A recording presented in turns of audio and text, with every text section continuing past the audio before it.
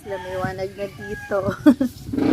Tumba lahat ng saging. Kawawa naman. Sa tabi ng bahay namin.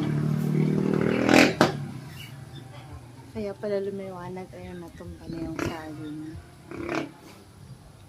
Yung mga saging.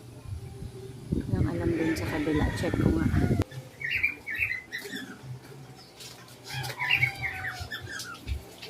Dito rin pala. Yung tumbahan rin pala yung saging dito. Ha? Nagtumbahan rin yung saging dito. Saging sa? Dito sa kabila. Akala ko doon lang. Kasi may mga puno dito eh. Ayan. Lumiwanag na eh. Ayan. Ay, itong pa rin dito. Balik. Ano, kamusta kayo?